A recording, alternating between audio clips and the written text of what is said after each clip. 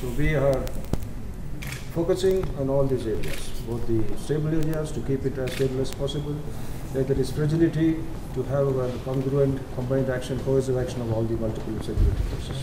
We are at it. To make it as easy and smooth and facilitate for the common man to come for voting and the process as and when the process is announced. That is our aim and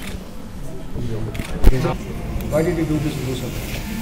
And all alone is not the agents beginning, so we are at it. And this is a very despicable act. The governor has already described. So the entire security forces, with the help of society, common society has condemned it. They want to live. So with their help, we will be at it. Will there be extra security measures put in? Whatever is appropriate to the situation, the calculation will be on a dynamic mode. We are working on it and we will meet them. Sir, my last question, the security was returned from the mainstream leaders like Parag. Yes, it was. No, I don't want to take individual names because there is a committee, there is a conscious, deliberate decision-making body. I don't get into those nitty-gritty details. It was after deliberate discussions and thought